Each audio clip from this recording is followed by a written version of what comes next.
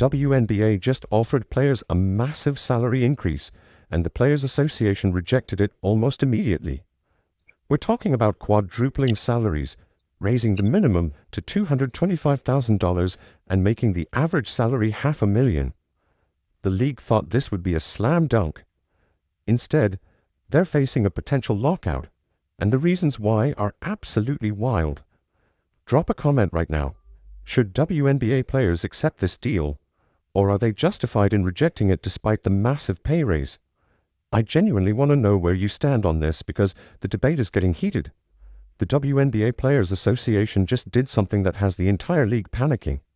They looked at an offer that would literally transform players' salaries overnight and said, "Nah, we're good." And now we're staring down the barrel of a potential lockout that could destroy all the momentum the league has built over the past year.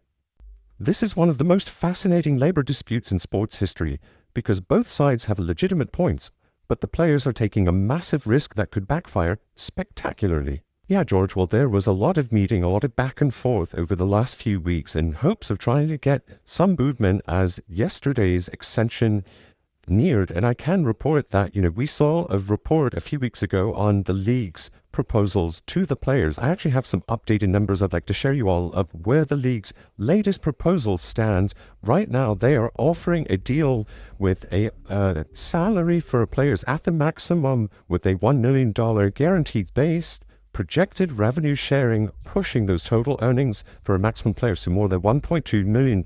Sources have told me just now the average salary projection under this deal, the average salary across the board is projected to exceed $500,000. The minimum salary would be projected to exceed $225,000, sources tell me, and the salary cap would actually increase to $5 million a year, and sources say would be directly tied to revenue growth.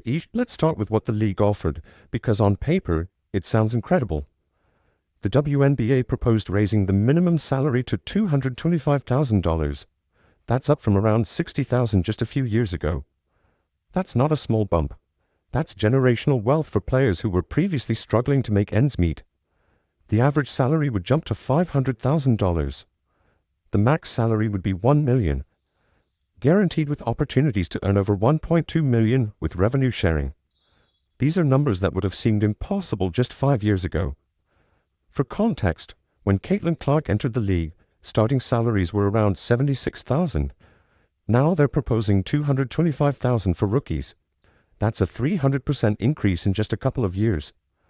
Any reasonable person looking at these numbers would think the players would immediately accept and celebrate.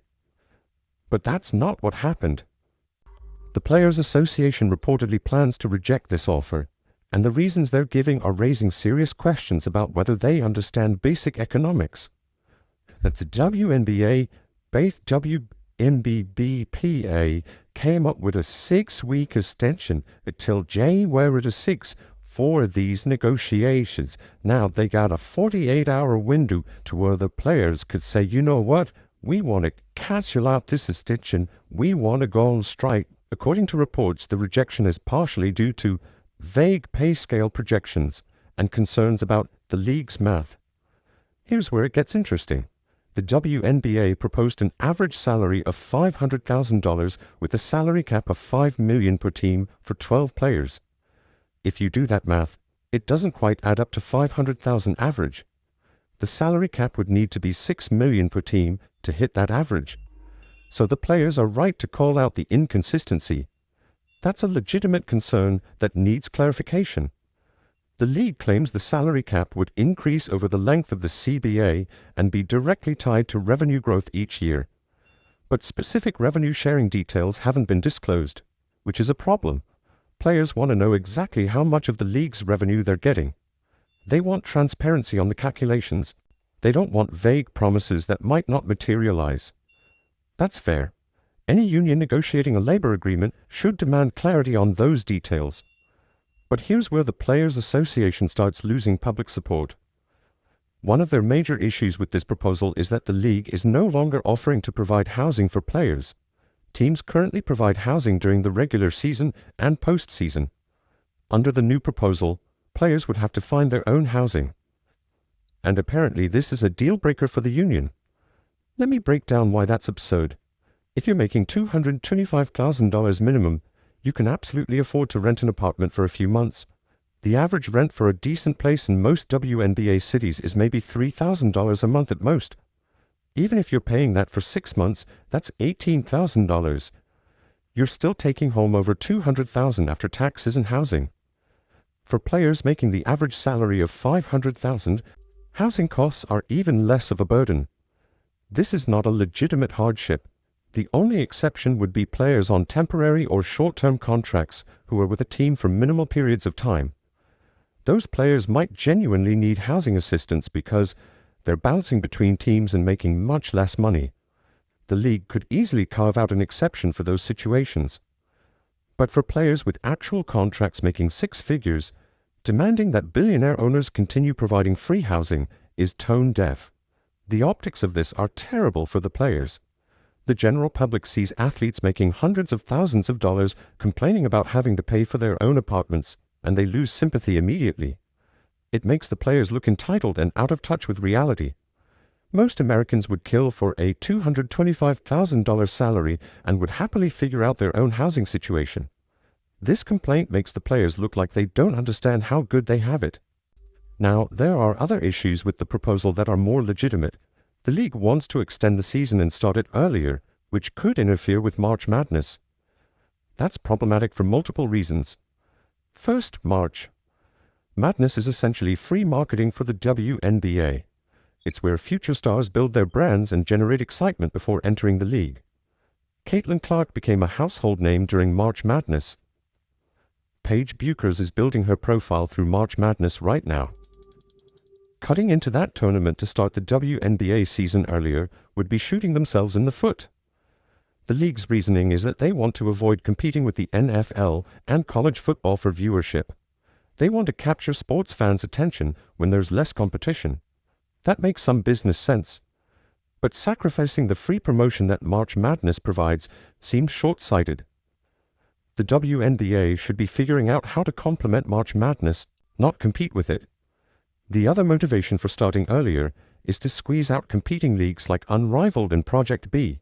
Those leagues operate in the WNBA off-season, and the WNBA wants to eliminate that option by extending their own season. That's pure competitive business strategy. Crush your competition before they gain traction. But it's unclear whether manipulating the schedule to accomplish that is worth the trade-offs. Here's where we need to talk about the elephant in the room, the potential for a lockout. If the players reject this offer and negotiations break down, we could be looking at a situation where there's no WNBA season. The owners are billionaires with massive egos who don't like being told no, especially when they're offering to quadruple salaries. These owners have never turned a profit with the WNBA. They've been subsidizing the league out of their own pockets for years. They're finally seeing growth and momentum, and now the players are rejecting what they consider a generous offer. Billionaires don't respond well to being challenged like this. We've already seen hints of that with reports that some owners think Commissioner Kathy Engelbert should be let go, but won't do it now because they don't want to appear weak in negotiations. That's ego talking. That's billionaires refusing to be pushed around.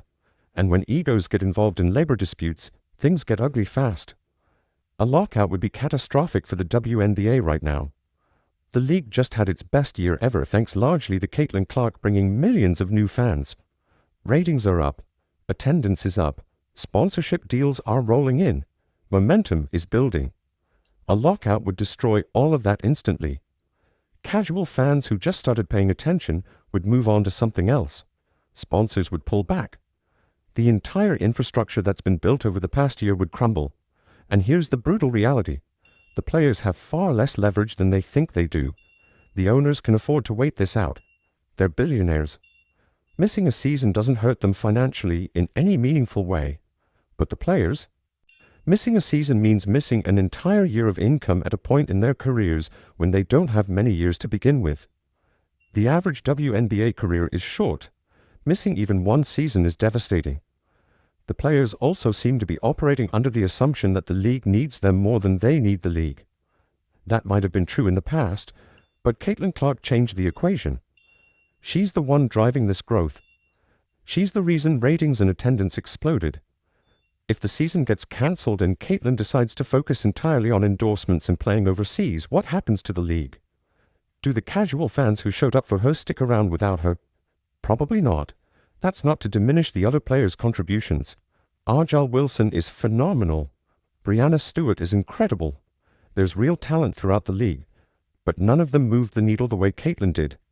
None of them brought mainstream attention the way she did. The Players Association needs to understand that their leverage is not as strong as they think it is, especially if this dispute drags on and risks losing the star who's responsible for most of the recent growth. The math complaints are legitimate and should be addressed.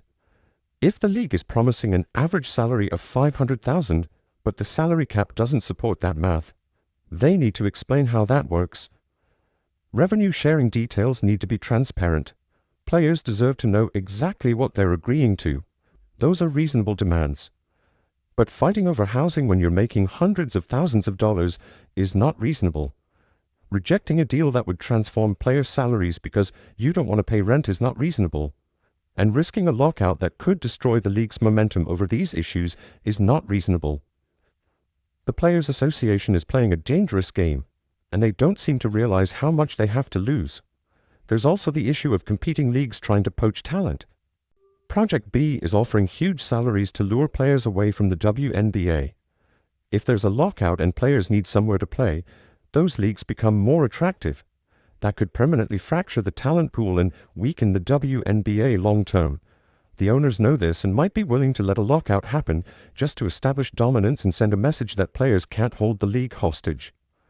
The Players Association is betting that the owners will blink first, that the league has invested too much in this growth to risk losing it all to a labor dispute. That public pressure will force the owners to give in to player demands. But that's a massive gamble. Billionaires don't operate on logic when their egos are involved. They operate on pride. And right now, the owners probably feel like they've made an incredibly generous offer that the players are spitting on. The irony is that both sides actually want the same thing: a thriving league that generates more revenue so everyone makes more money. But they can't agree on how to get there or how to split that revenue. The owners want more control and flexibility. The players want guarantees and transparency. Those aren't necessarily incompatible goals, but they require compromise. And right now, neither side seems willing to give an inch. The housing issue is particularly frustrating because it's such an easy fix. Create a stipend for players on temporary contracts. Give them housing assistance because they genuinely need it. But for players making hundreds of thousands, they can figure it out like every other professional athlete in every other sport. NBA players don't get free housing. NFL players don't get free housing. Why should WNBA players making comparable salaries to what NBA players made decades ago expect free housing? The schedule manipulation to interfere with March Madness and competing leagues is more complicated. There are legitimate business reasons for the league to want more control over when the season happens. But there are also legitimate concerns about sacrificing free marketing and player development opportunities. That's a negotiation worth having. But ultimately, this comes down to one question. Are the players willing to risk everything they've gained over the past year for incremental improvements to an already historic offer? Because that's what they're doing. They're gambling the entire momentum of the league on the belief that the owners will cave rather than let things fall apart. And based on how billionaires typically operate in labor disputes, that's a bad bet. So there you have it. The WNBA offered life-changing money, and the players said no thanks.